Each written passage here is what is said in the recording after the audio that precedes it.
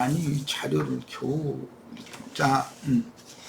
두 번째 시간은 7번 자료로 시작을 합니다. 자, 이번에는 마태복음 5장 12절로 들어갑니다. 너희 전에 있던 선지자들도 이같이 박해하였느니라.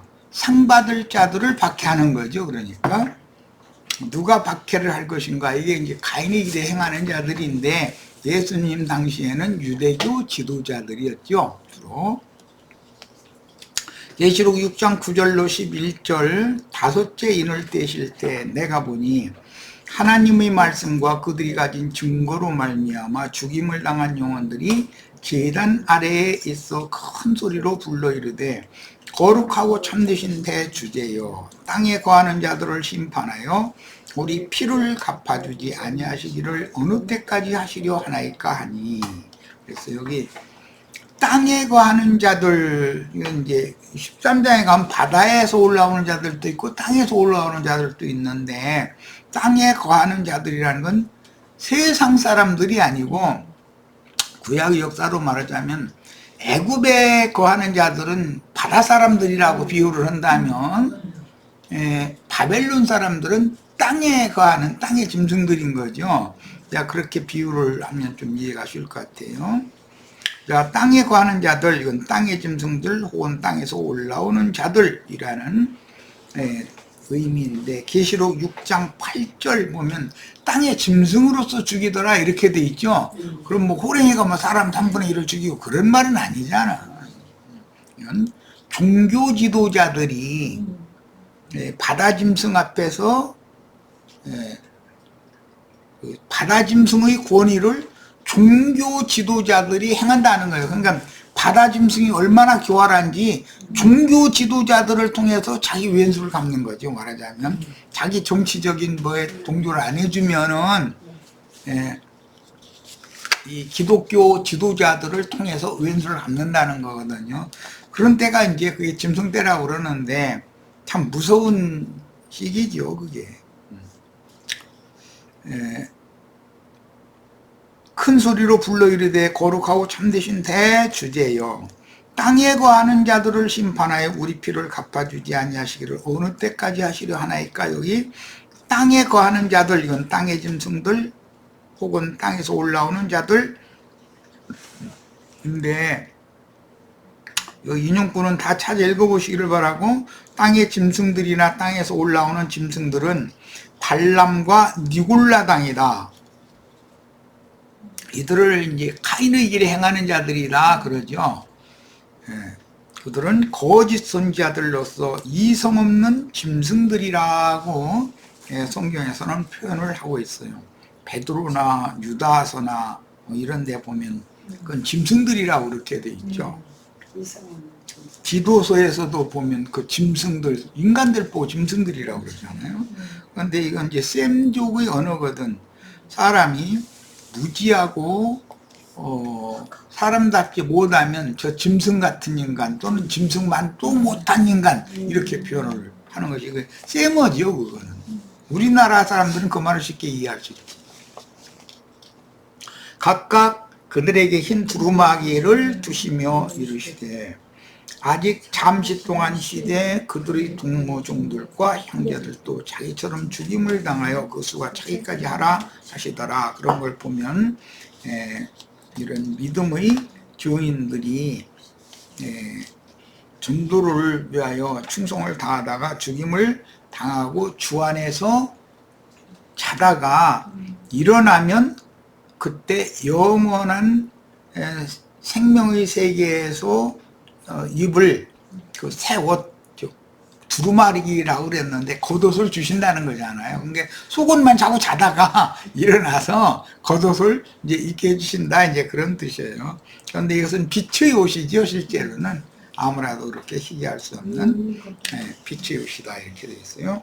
11절, 각각 그들에게 흰 두루마기를 주시며 이르시되 아직 잠시 동안 쉬되 그들의 동무종들과 형제들도 자기처럼 죽임을 당하여 그 수가 차기까지 하라 하시더라. 근데 이렇게 그 수가 채워지는 것이 짐승 때죠. 이제 짐승 때는 그 짐승에게 동조하지 않으면 수가 몇이든지 다 죽인다 그랬으니까 그거는 이 증인들 순교자들의 수를 채우는 것이 한 면에 있다는 거죠. 짐승의 때라는 것은 부활의 때는 순교자의 수를 채우는 면이 한 면이 있다라는 거죠. 제단 아래에서 단원하는 순교자들의 뒤를 따를 동무종들이며 형제들은 짐승 때 천국의 추수꾼으로서 짐승의 이름이나 그 이름의 표시를 이마나 오른손에 받지 않으므로 그 수가 몇이든지 다 죽임을 당하여 순교자의 수를 채울 영적 전사들이다. 이제 이 전사들은 뭐 동방에서 마른 유브라데를 건너서 그 무기투산 골짜기 아마겟돈 골짜기로 이들이 오고 이 왕족들이 오고 또 용과 짐승과 거짓 선지자들의 입을 통해서 세상의 모든 힘센 자들 왕들이 자기의 군대를 이끌고 다 또 아마겟돈으로 모여서 거기서 이제 대접전을 한다는 거잖아요. 자, 생명의 빛의 근원지인 동방에서 유브라데를 건너 큰 나라의 전쟁터인 아마겟돈에 모여 아까 내가 이제 주님이 오실 때 모든 민족을 내 앞으로 모은다 그랬는데 종교적으로는 그런 어떤 절기를 지키기 위하여 온 땅에 있는 모든 사람들이 예배당 성당에 모이는 것이죠. 그걸 이제 내 앞으로 모으는 것이다 그랬는데 여기에서는 그러니까 영적인 심판만 있는 것이 아니라 그 후에는 세상 심판이 당연히 뒤따르기 때문에 이제 아마겟돈 전쟁 이야기를 하면은 여기에서는 영적 전쟁만을 강조하는 것이 아니라 양면이 다 있다는 거예요. 거기서는 이제 왜냐하면 세상 군왕들이 전쟁을 일으킨다는 건 세상 전쟁이니까 그거는 근데 종교 전쟁을 먼저 하고 나서 이어서는 세상의 전쟁이 있는데 독수리의 군대와 용의 군대가 이제 싸우는 걸로 되어 있죠. 계시록에는. 자, 그 전쟁터가 어디냐면 아마겟돈이라고 하는 곳이에요. 그런데 영적으로는 무기투산 골짜기이기 때문에 영적 전쟁도 그 집행이 되지만 세상 전쟁도 거기서 집행이 되는 거기 때문에 양면을 생각을 해야지 어느 한 면만을 자꾸 주장하면 안 되죠. 세상 교계는 아마겟돈 전쟁하면 그냥 무조건 3차 대전이다 이것만 생각하는데 그 면만 생각하면 안 돼요. 영적 전쟁이 먼저 이루어져야 되는 거예요. 왜냐하면 동방에서 오는 왕들은 빛의 사자들인데 그들은 영적 전쟁을 하는 것이 중점이지 세상의 어떤 전쟁을 하는 것이 중점은 아니잖아요. 자, 계시록 11장 7절로 10절 양면을 잘 이제 생각을 하셔야 돼. 자, 계시록 11장 7절로 10절 그들이 그 증언을 마칠 때 그러니까 순교자들이 증언 때문에 죽는 거죠. 순교를 한다는 게.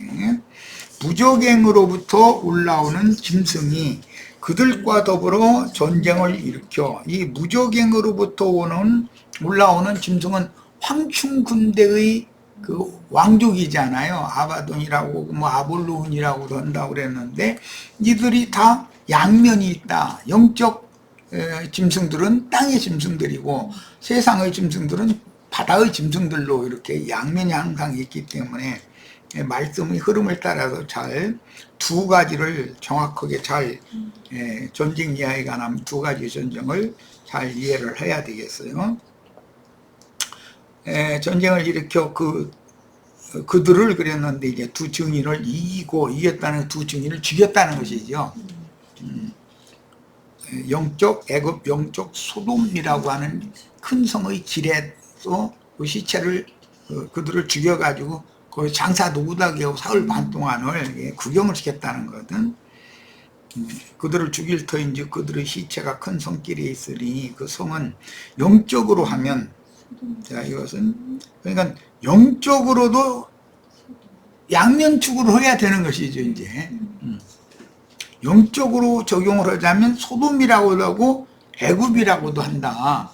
그런데 이 큰 성길이라는 것은 뭐 세상의 어떤 이제 큰 길일 거니까 세상의 영광, 영화 이런 것을 추구하러 사람들이 몰려가는 큰 길이죠, 그게.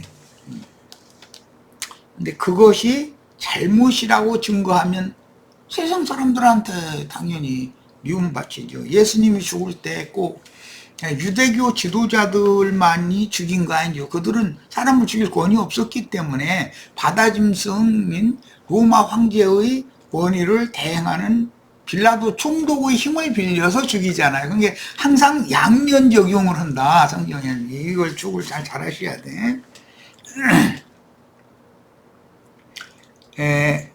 무적행의 사자는 아바돈 혹은 아볼루온이며 무적행의 사자인 용의 군대는 황충군대 귀신들에게 씌운 바다짐승들과 땅의 짐승들에게 동역하며 이념전쟁을 일으키는 세상나라와 세상교계의 악마문이다. 이 세상나라, 우리나라도 이번 이 대통령 뽑는데 세상교계에서 내놓으라는 사람들이 뭐 모여가지고 다 그냥 사방에 삥 둘러싸고서 안수하고 축복해주고 그래서 대통령 만들어 놨잖아요. 항상 그렇다는 거예요, 이게. 그러니까 양면적 용을 안 할 수가 없는 거죠. 두 증인은 큰 성 바벨론이라 칭하는 큰 음녀인 땅에서 올라오는 짐승들의 몸이요 갑절의 저주가 임한 세상 교계입니다.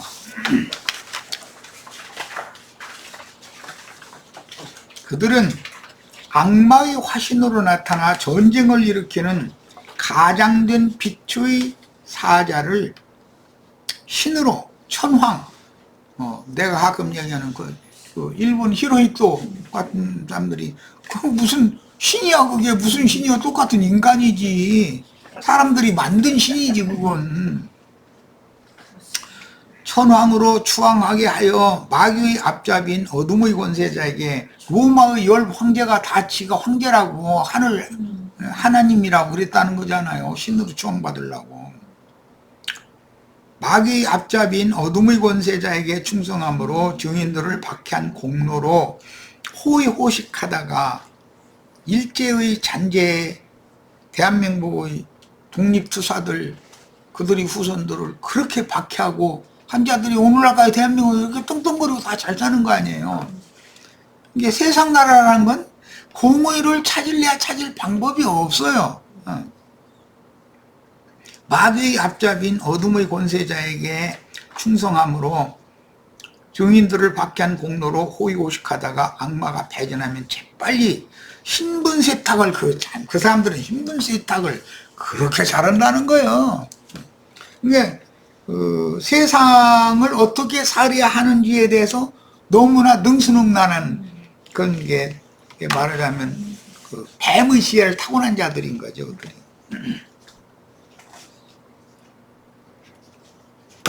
이게 오늘날 우리나라에 지금 권세 잡은 자들이 다 그게 일제 때 일본 천황에게 충성해가지고 높은 자기도 받고 뭐 토지라든지 뭐 이런 하사도 많이 받고 그런 사람들인데 독립을 하고 나니까 딱 뭐 독립군으로 막 투사하고 뭐 뭘로 여기 교육자로 이렇게 신분증 딱 하고 뭘로 막 은행가로 국민들을 위해서 싼 이자로 돈 빌려주고 이렇게 하면 국민들이 아니 고리대금 시달리는 사람 싼 이자로 돈 빌려준다고 하면 그 사람 하기는 우리 살려준 은인이다 이러지. 신분 세탁을 하는 데는 그러려면 그만한 무슨 자본 재력이 있어야 되는 거지 않냐 이거예요. 그런데 그걸 어디에서 받아가지고 나온 사람들인데 그것에 오히려 그걸 가지고 서민들을 갖다 종으로 딱 사로잡는 능숙난한 그런 재주들이 있는 자들이에요. 그게 다 위선자들이죠.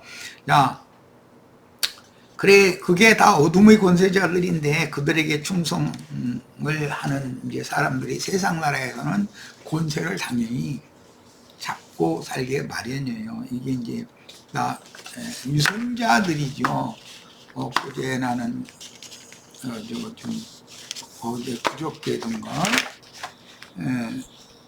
10월 달에 집필 자료를 작성을 하면서 그냥 깜빡 한번 그 붙들고 컴퓨터 앞에 앉았더니 시작을 했더니 잠이 영 안 오고 가야 되겠는데 계속 그걸 들여다보니까 거기 집중을 하다 보니까 이게 빨리 들어가가지고 깜빡 날을 샜는데 한 이틀을 고생했네. 이제 또 잠을 하루 밤새도록 한숨도 안 자고 나니까 그렇게 고생이 되더만.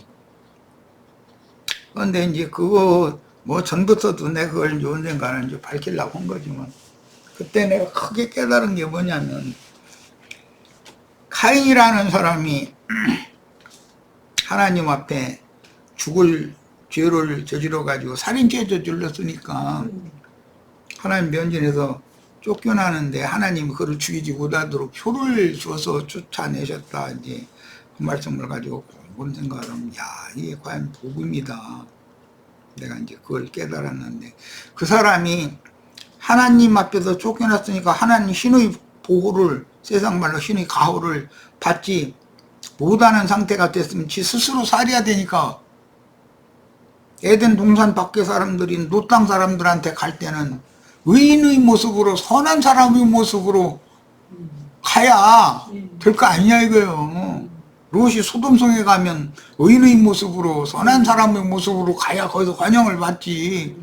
그래 적응을 잘 하고 거기에서 그 성에서 인심을 얻었으니까 성주가 돼가지고 에녹성이라는 걸 쌓고 이러고 한 것을 성공을 했다는 뜻인데, 보면 이것은 인간의 구조라는 건 다 그렇구나. 그러니 그래도 하나님의 공의와 공법은 가인의 가슴 속에서는 계속 살아서 역사하기 때문에, 자기가 하나님 앞에서 살 때는 살인죄를 저지른 중죄인인데 에녹성 사람들한테는 가장 의로운 사람, 가장 선한 사람으로 살으려니, 위선적으로 살아야니, 이중적인 삶을 살려면 그 사람의 생활 삶이 얼마나 고통스러웠을까, 내가 이 생각을 한 거예요. 이제 내 위선자들의 삶이 행복하지도 않다. 결국은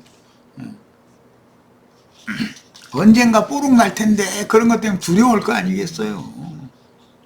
그러니까 위선을 막 더해가지고 사람들이 인심을 얻으려고 막 쌀데리 없는 어떤 뭔가 사업도 일으키고 사람들한테 인심 얻을 수 있는 뭔가를 더 많이 하겠지, 당연히. 이제 그런 걸 생각하게 된 거예요. 그런데 우리는 우리가 뭐 가인의 후손이고 우리가 가인보다 나을 게 뭐가 있어. 그런데도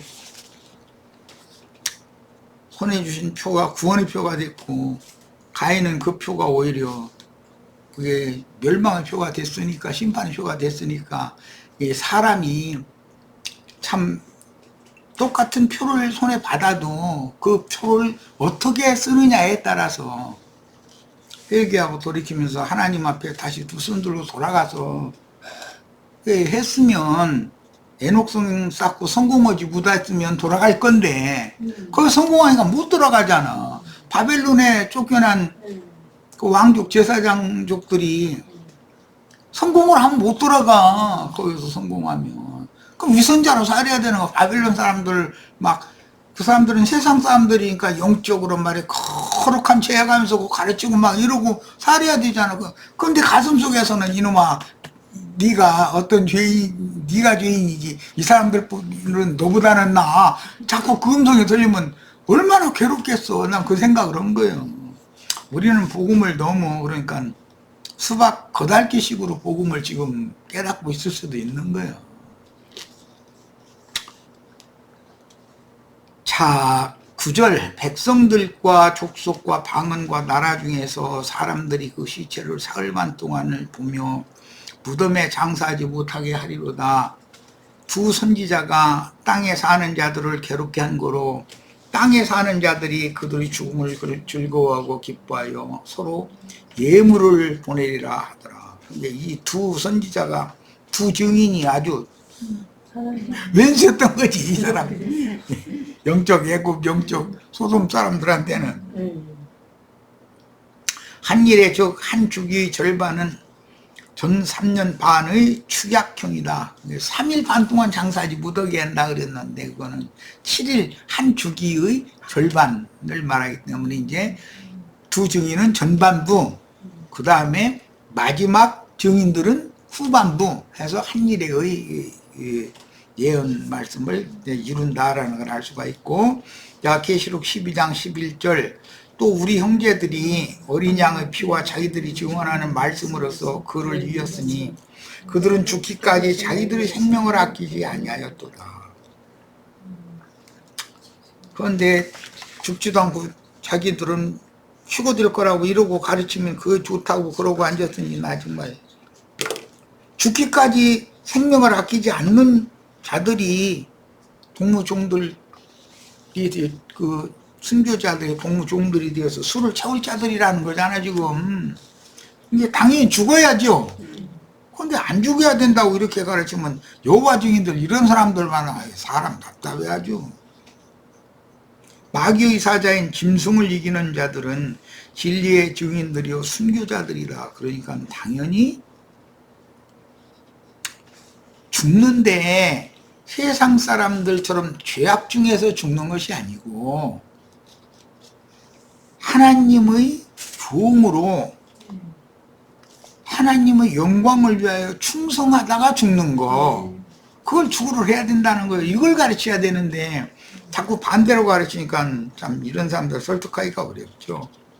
종교적인, 계시록 13장 15절, 종교적인 권세를 잡은 땅의 짐승인 그가 권세를 받아. 계시록 13장 11절 이하에는 땅의 짐승 얘기죠. 그런데 15절에 나오니까 그는 땅의 짐승이에요. 그 짐승의 우상에게 그런데 이건 바다에서 올라온 정치적인 권세자인 적그리스도라고 흔히 말하는 멸망의 사자, 바다 짐승. 혹시 뭐 내가 아까 조금 전에 트럼프 얘기도 했는데 그런 사람이 이 짐승이 될 수도 있죠. 생기를 준다라는 말은 그가 거반 죽었다가 다시 살아나는 게 그도 부활한다라는 거잖아요. 뭐 예를 들자면 정치인이면 정치 생명이 끝난 것 같은데 민심을 얻으면 다시 살아날 수 있죠. 자, 그러니까 세상 임금으로 등극할 정치인에게 많은 지지자들을 몰아주는 종교 지도자가 필요하다는 거예요. 이 세상 우리나라도 이번에 그렇게 해서 이게 이제 대한민국의 지도자 위치에 올라갔는데 종교 지도자들이 유명한 종교 지도자들이 모여서 그를 축복해주면 사람의 심리가 다 그걸로 몰린다 이거예요. 그걸로. 그 종교 지도자들이 그렇게 대대적으로 그를 지지하지 않았으면 윤 씨가 대통령이 될 리가 없죠. 거기다 대고 신천지 이만희까지 아주 몰표를 거기다 던지겠다는데 그 왜 그러나 했더니 그 문재인 시대 그게 뭐 감옥 갔다 온 것 때문에 그랬다더만 분심을 품고 참 하여튼. 그러니까 그런 모든 여건이 이렇게 이루어지는 거는 이것도 하나님이 다 하시는 일이다 난 그렇게 생각해. 그 짐승의 우상으로 참남된 말, 큰 말을 하는 말을 하게 하고 또 짐승의 우상에게 경배하지 아니하는 자는 몇이든지 다 죽이게 한다. 그러니까 이 적그리스도 시대에는 완전히 이 적그리스도가 독재 정치를 하게 된다는 것이잖아요. 그러려면 모든 민심을 몰아서 정치 지도자들이 종교 지도자들이 민심을 몰아가지고 정치 지도자 누구에게 갖다 지지를 하도록 이렇게 밀어준다는 거예요. 그런데 거기에 반대하면 이 정치 지도자는 종교 지도자에게 그 반대하는 자를 죽일 수 있는 권세를 바뀌어버린다는 거잖아요.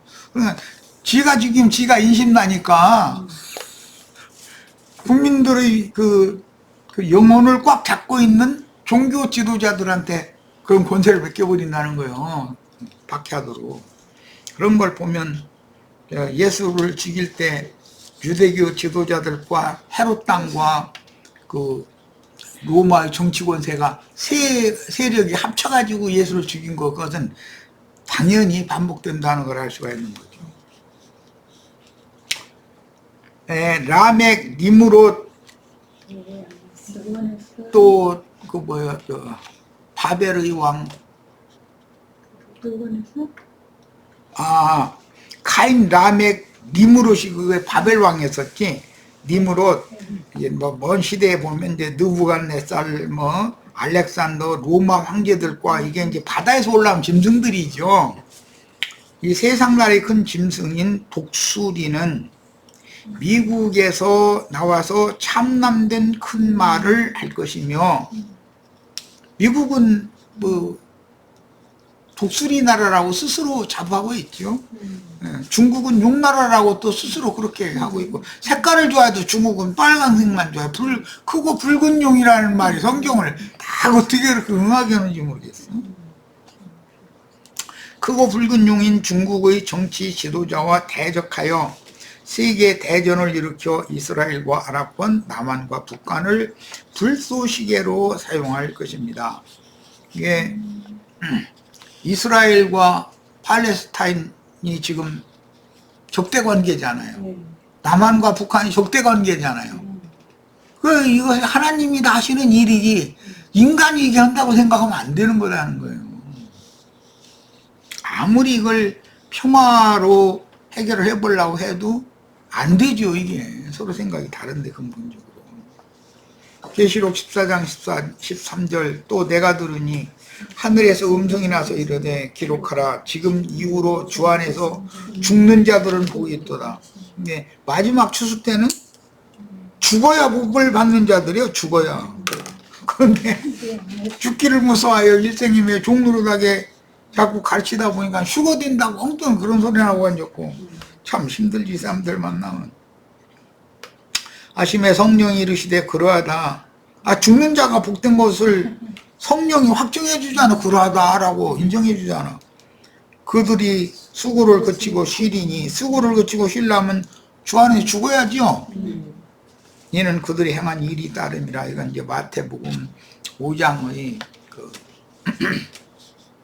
박해를, 원수에게 박해를 받고 견뎌내는 자들이 복이 있고 상 받을 자들이라 하는 그 말씀이 여기에 이제 다시 결론을 이렇게 말하고 있는 거라는 걸 알 수가 있어요.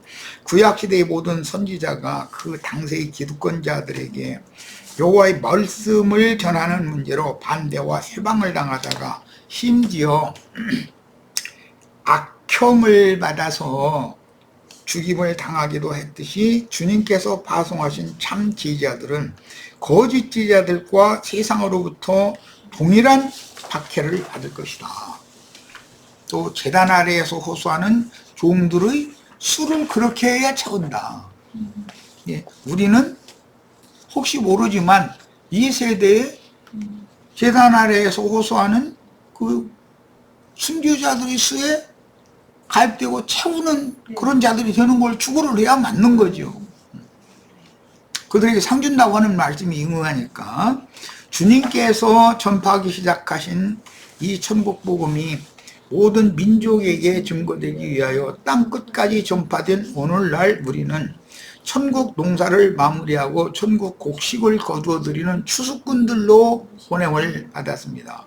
그러므로 진리의 말씀 증거와 선포로 인한 세상 교계의 반대와 세방을 당하는 것은 당연하고, 그 사람들이 조직신학에 근거하는 교리를 근거해서 성경을 왜곡해서 전하는 것과는 당연히 다를 수밖에 없는 거죠. 예수님이 유대교인들이 좀 세뇌당한 그런 말씀, 같은 말씀을 전한다면 예수님이 죽임당할 필요가 없죠. 오죽하면 바울도 내가 유대교 지도자들이 하는 것처럼 오늘날까지도 할 일을 전한다면 그들한테 내가 왜 박해를 당하겠냐. 오죽하면 이러잖아요. 자, 마태복음 5장 13절로 15절 중요한 말씀을 이제 넘어갑니다. 어이구, 시간이 다 됐네. 너희는 세상의 소금이니 소금이 만일 그 맛을 잃으면 무엇으로 짜게 하리요. 후에는 아무 쓸데없어 다만 밖에 버려져 사람에게 밟힐 뿐이니라. 또 너희는 세상의 빛이라. 산 위에 있는 동네가 숨기어지지 못할 것이요, 사람이 등불을 켜서 말 아래에 두지 아니하고 등경 위에 두나니 이러므로 집안 모든 사람에게 비치느니라. 이같이 너희 빛이 사람 앞에 비치게 하여 그들로 너희 착한 행실을 보고 하늘에 계신 너희 아버지께 영광을 돌리게 하라. 여기 이제 세상의 소금, 세상의 빛이라는 것이 세상에서 착한 일을 하는 거다라고 이렇게 이제 하니까 이제 이웃집 아주머니하고 배추포기 이게 나눠 먹고 뭐 아프리카 가난한 사람들한테 또 선교사 파송하고 그런 생각을 자꾸 하는 거예요. 그런데 이제 이건 다음 시간에 어차피 시간이 돼서 다음 시간에 나눠야 되는데 이게 세상 교계가 가장 크게 오해하는 말씀인데 주님의 제자들은 세상 일로 소금과 빛이 된 선인 혹은 의인들이라고 여기고 세상 교계의 신자들에게 그 당시의 제자들처럼 속세의 선인 의인들이 되라고 오늘날 기독교계의 목회자들이 강요를 하는데 주님은 지금 그 말을 하는 게 아니라 앞에서 복음을 위하여 순교자가 되는 것을 그러면 큰 상을 받는다라는 말씀을 했기 때문에 세상에 소금이 된다는 건 순교자가 되라는 것은 된다는 걸 말하는 것이고 세상에 빛이 된다는 건 순교자가 되는 걸 말하는 거예요.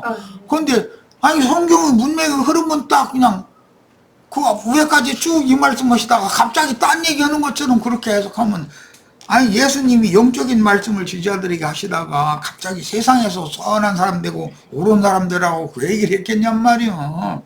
예. 우리는 성경을 읽을 때 성경의 앞뒤 전후 문맥도 흐름을 자세히 이렇게 끊치지 말고 살필 필요가 있어요. 이달락에서 천국의 상을 받는 제자들을 세상의 소금, 세상의 빛이라고 선언하신 말씀의 의도는 천국 복음을 세상에 전파하기 위해서 박해를 당하면서도 굴하지 않고 주님의 동역자로 헌신하여 그 목숨도 아끼지 않은 충성스러운 순교를 염두에 두고 세상의 소금, 세상의 빛이라고 표현하여 이게 주님의 말씀에 너희의 착한 행실이라고 그랬다. 제자들이 착한 행실이라는 건 천국 복음을 전파하기 위하여 생명을 아끼지 않고 충성하는 것을 말하는 것이지 세상에서 무슨 선한 사람 이웃집 아저씨 아주머니하고 잘 지내는 그런 것을 말하는 것이 아니라 자, 오늘은 일단 여기까지만 하고 다음 시간에 다음 화요일날 17일날 이 말씀을 좀 더 아주 상세하게 좀 나누겠습니다. 이 지금 굉장히 기독교계에서 오해를 받는 말씀 단락까지 왔어요. 자, 오늘 집회는 여기서 모두 마치겠습니다.